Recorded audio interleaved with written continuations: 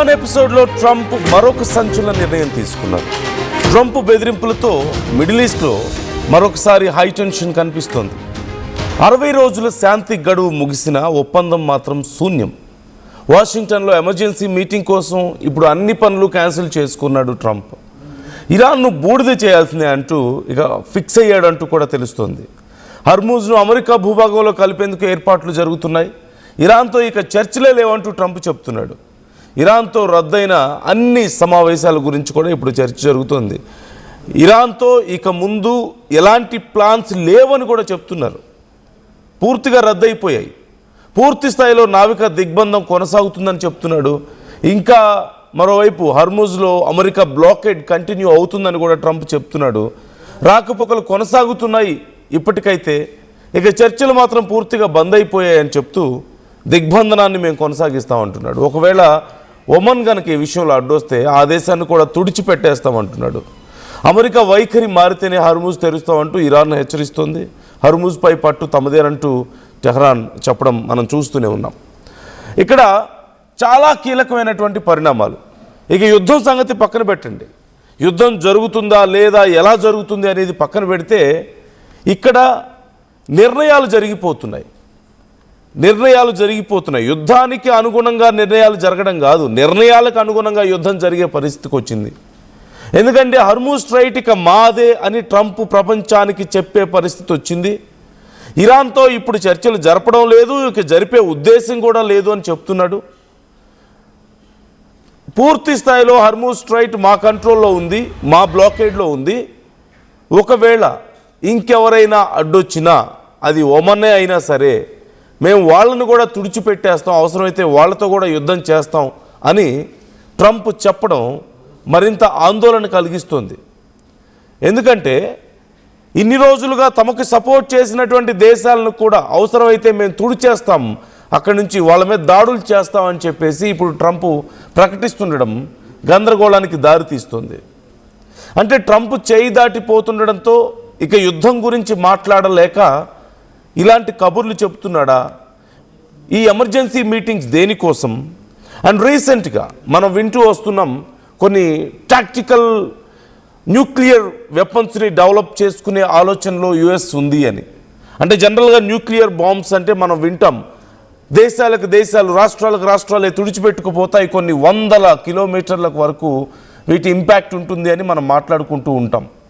కొన్ని వేల కిలోమీటర్లకైనా సరే రేడియేషన్ వ్యాపిస్తుంది ఇప్పుడున్న పెద్ద స్థాయి న్యూక్లియర్ వెపన్స్ని కనుక వాడినట్లయితే అని మాట్లాడుకుంటూ ఉన్నాం.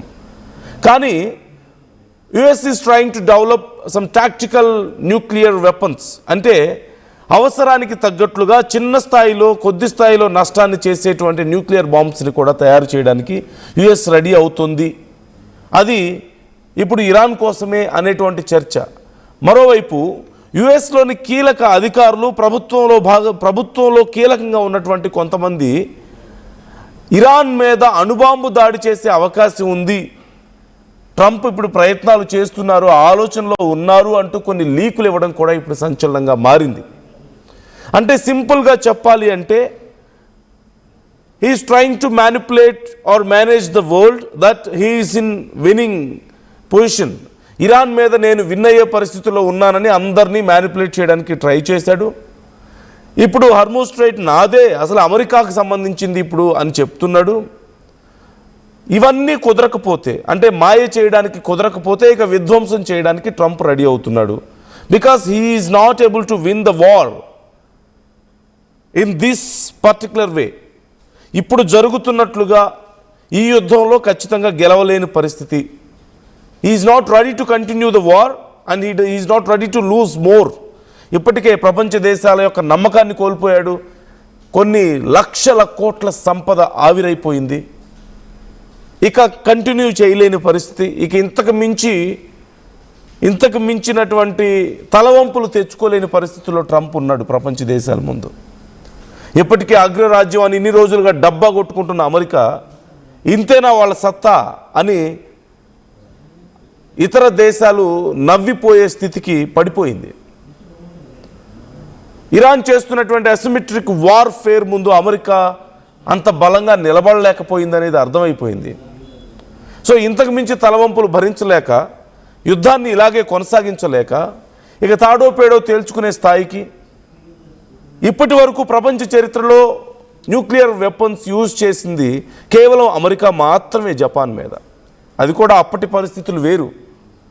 జపాన్ పూర్తి స్థాయిలో ఇక అప్పటికే లొంగిపోయే పరిస్థితుల్లో ఉన్న సమయంలో ఇక ప్రపంచ దేశాలకు తెలియాలి మేమేంటో, మా శక్తి ఏంటో, ఇంకోసారి మా జోలు రాకూడదు, మాతో పెట్టుకోవాలంటే భయపడాలి అన్న ఒక ఉద్దేశాన్ని కలిగించడం కోసం ప్రపంచ దేశాల్లో అప్పుడు ఉపయోగించారు న్యూక్లియర్ బాంబ్స్ అని కూడా చెప్తూ ఉంటారు.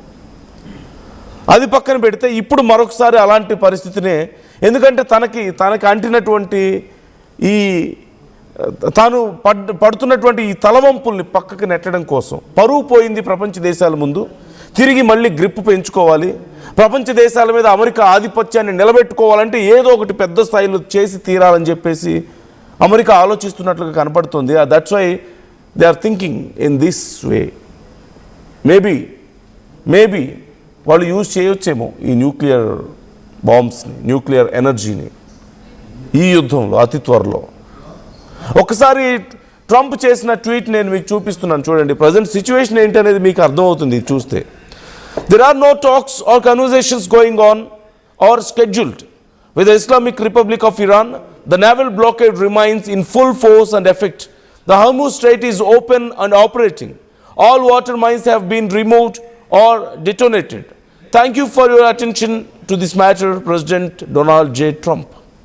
So Hormuz Strait open అయ్యే ఉంది, అక్కడ ఏ సమస్య లేదు, అక్కడున్న సీ మైన్స్ అన్ని మేము తొలగించాం, ఇక అంతా ప్రశాంతంగా ఉంది.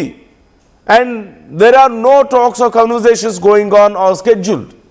ఇప్పటికైతే ఎలాంటి పీస్ టాక్స్ కానీ చర్చలు కానీ లేవు, చేసే ఉద్దేశం కూడా కనిపించడం లేదు, షెడ్యూల్స్ అయితే లేవు, ప్లాన్స్ కూడా లేవు అని చెప్పి ట్రంప్ చెప్తున్నాడు ఇరాన్తో. నేవల్ బ్లాకేడ్ రిమైన్స్ అని కూడా చెప్తున్నాడు. అంటే అమెరికా నేవల్ బ్లాకేడ్ చాలా సక్సెస్ఫుల్గా కొనసాగుతోంది with a full force and effect అని చెప్తూ the Hormuz straight is open and operating అని చెప్తున్నాడు. సో హర్మూజ్ స్ట్రైట్ పూర్తిగా ఓపెన్లో ఉంది, ఆపరేట్ అవుతుంది అని చెప్పి ట్రంప్ చెప్తున్నాడు. But is it true? నిజమా? అసలు ట్రంప్ ఉద్దేశం ఏంటి దీనివల్ల? ఒక్కసారి ట్రంప్ మాట్లాడిన మాటలు కూడా చూద్దాం.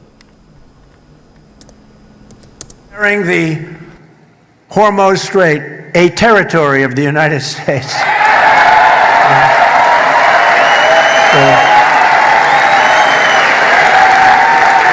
Essentially, that's what it is. We have the blockade. No ships get through unless we want them to. And after we finish defeating Iran, which is being very badly defeated, pretty soon I'll be declaring the Hormuz Strait a territory of the United States.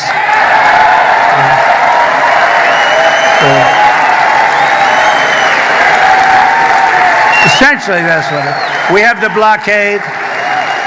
No ships get through unless we want them to. With the blockade, we have a blockade. We control it with a blockade. And I like the idea of declaring it a territory. We have total control over the strait. Now, they can be a nuisance.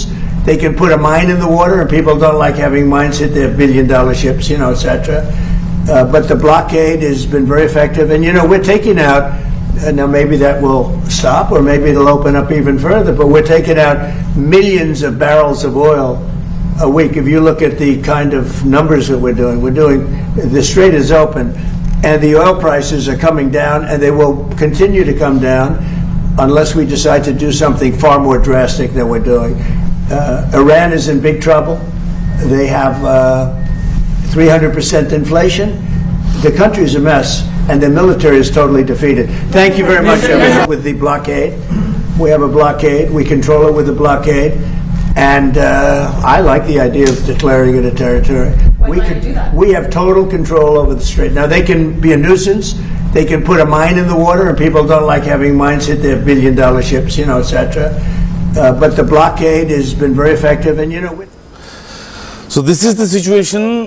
ఇప్పుడు Trump చెప్తున్నాడు blockade continue అవుతుంది, మా ఆధీనంలో ఉంది అంతా, ఆ mines అన్ని తీసేసాం, సీ మైన్స్ అన్ని అని చెప్తూ ఇక Hormuz straight United states of అమెరికాకి సంబంధించిన భూభాగం అని చెప్తున్నాడు. అంటే సచ్ ఎ లేమ్, ఎలా చెప్పాలి, ఇదొక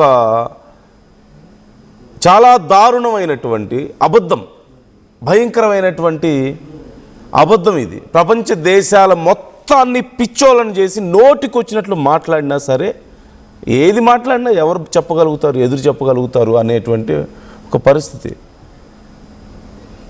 మీకు అనిపించట్లేదా? ఇజంట్ ఇట్ సచ్ లేమ్, ఎలా చెప్పాలి, అసలు ఈ పదాన్ని ఎలా ఉపయోగించాలో నాకు అర్థం కావడం లేదు. ఒక భయంకరమైన అబద్ధాన్ని ఒక ప్రెసిడెంట్ స్థాయిలో ఉన్న వ్యక్తి చెప్తూ ఉంటే, ఒక క్లెయిమ్ చేసుకుంటూ ఉంటే, ఇంత భయంకరమైన క్లెయిమ్ని, అండ్ ఇట్స్ ఎ లై అని అందరికీ తెలుసు, but still we need to watch it again and again and we need to believe it. తప్పనిసరి పరిస్థితి అయిపోయింది. అండ్ సి బ్యాక్గ్రౌండ్లో ఎలా చప్పట్లు కొడుతున్నారో ఇంటర్నేషనల్ మీడియా ముందు, ప్రపంచ దేశాల ముందు. ఆ పదాన్ని నేను ఉపయోగించలేకపోతున్నాను ఈ సమయంలో, కొంచెం హార్ష్గా ఉంటుందని. బట్ ఎనీవే ఒకసారి మీరు చూస్తున్నారు, ట్రంప్ ఎమర్జెన్సీ మీటింగ్కి వెళ్తున్న సందర్భంలో ఆ వెహికల్స్ మీకు కనిపిస్తుంది స్క్రీన్ మీద. హీఈస్ ఇన్ హరీ, మీకు కనిపిస్తుంది ట్రంప్ కాన్వాయ్, మీకు అక్కడ మీరు చూడొచ్చు. ఇప్పుడు ఏం జరగబోతోంది? ఎమర్జెన్సీ మీటింగ్స్ అటెండ్ అవుతున్నాడు, ఇక ఇరాన్తో మాట్లాడే పరిస్థితి లేదని చెప్తున్నాడు. హర్మూజ్ స్ట్రైట్ ఏమో యుఎస్లో ఒక భాగం అని చెప్పే ప్రయత్నం చేస్తున్నాడు. అంటే ఏదో జరగబోతుంది, there is something behind this. ఏదో మొత్తానికి ఒక పెద్ద ప్లాన్ ఏదో ఉంది, ఒక భయంకరమైన నిర్ణయం ఏదో జరిగిపోయింది, లేదంటే జరుగుతుంది అని, which is not right actually, which is not good for our world. అలాంటి ఏదో ఒక భయంకరమైన నిర్ణయం జరుగుతుంది అనే అభిప్రాయాలు ఇప్పుడు వ్యక్తం అవుతున్నాయి. కొన్ని లీక్లు మనం ఇప్పటికే వింటున్నాం. సో వ్యూవర్స్, మీకేమనిపిస్తుంది? అండ్ మరోవైపు సింపుల్గా చెప్పాలంటే, ఇప్పుడు హర్మూజ్ స్ట్రైట్ మా కంట్రోల్లో ఉంది, అమెరికా భూభాగమే అని చెప్తున్నాడు కదా ట్రంప్. నిజంగా అమెరికా కంట్రోల్లో హర్మూజ్ స్ట్రైట్ ఉంటే what is the present traffic there? Hormuz స్ట్రైట్లో గతంలో ఒక రోజుకి ప్రయాణించే షిప్ల సంఖ్య అరౌండ్ 130 to 140, సమ్టైమ్స్ 160 వరకు కూడా ఉండేది, మినిమం 130 వరకు ఉండేది. కానీ ప్రజెంట్ ట్రాఫిక్ ఏంటో తెలుసా? నిన్న ఆగస్టు 18న అక్కడ 6 కమోడిటీ వెజల్స్ మాత్రమే దాటాయి హర్మూజ్ స్ట్రైట్ని. 6, 130 ప్రయాణించేటువంటి 130-140 షిప్పులు ప్రయాణించే దగ్గర కేవలం 6 అంటే 6 వెజల్స్ మాత్రమే దాటాయి హర్మూజ్ స్ట్రైట్ని. మరి ఎక్కడ పునరుద్ధరించబడింది హర్మూజ్ స్ట్రైట్? మళ్ళీ నార్మల్ స్టేజ్కి ఎక్కడొచ్చింది? యుఎస్ కంట్రోల్ ఎక్కడుంది ఇక్కడ? అంతకుముందు ఒక 2 రోజుల ముందు ఆగస్టు 16న కేవలం 3 నౌకలు మాత్రమే వెళ్ళాయట. 3 నౌకలు. ఆగస్టు 15న 5 నౌకలు. అంతకుముందు 130 నుంచి 140 నౌకలు దాటేటువంటి ఆ హర్మూజ్ స్ట్రైట్లో ఇప్పుడు కేవలం 5-6 నౌకలు వెళ్తుంటే గొప్ప అయింది. And still US is claiming పూర్తిగా హర్మూజ్ స్ట్రైట్ మా అధీనంలో ఉంది, అంతా నార్మల్ అయిపోయింది అని చెప్పేసి. అండ్ రీసెంట్గా జరిగినటువంటి దాడులు కూడా మీరు చూడొచ్చు. యుఏఈకి చెందినటువంటి అడ్నాక్ నౌకల మీద హర్మూజ్లో వరుసగా దాడులు జరిగాయంటూ యుఏఈనే చెప్పింది. ఇది ఎప్పుడు? ఆగస్టు 10 నుంచి 14 మధ్యలో జరిగినటువంటి దాడులు.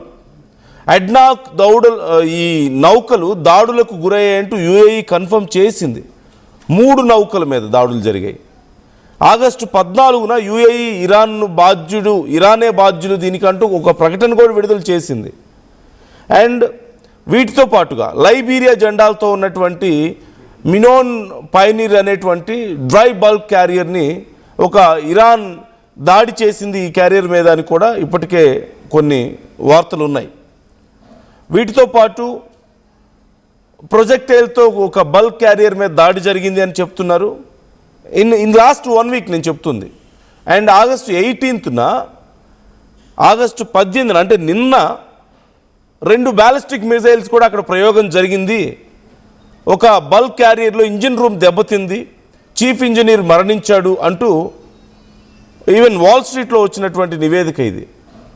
సో నిన్న దాడి జరిగింది, మొన్న 10 నుంచి 14 మధ్యలో, అంటే in last 8 days several attacks అక్కడ జరిగాయి. బట్ స్టిల్ యుఎస్ చెప్తుంది మొత్తం మా ఆధీనంలో ఉంది అని చెప్పి. అక్కడ ట్రాఫిక్ చూస్తే 130-140 షిప్పులు ఒక రోజులో వెళ్లాల్సిన చోట కేవలం 5-6 షిప్పులు మాత్రమే వెళ్తున్నాయి. That to maximum, sometimes only 3 ships someday. So మరి యుఎస్ కంట్రోల్ ఎక్కడ కనిపిస్తుంది ఇక్కడ మనకి? ఎవరి కంట్రోల్ ఉంది? పూర్తిగా ఇరాన్ కంట్రోల్ కాదా ఇక్కడ కనిపిస్తుంది మనకి? సో ప్రపంచ దేశాల ముందు అడ్డదిడ్డంగా అబద్ధాలు చెప్పడం, కాదు కూడదని మాట్లాడితే సొంత అలైస్ని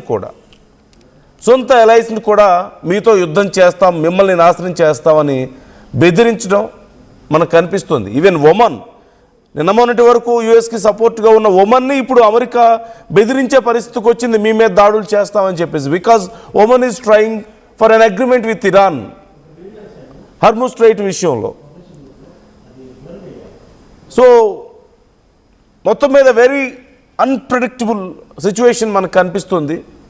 unpredictable president, unpredictable conditions, unpredictable war, and we don't know a very much unpredictable future and very much unpredictable comments and decisions. So we can't predict what's going to happen now.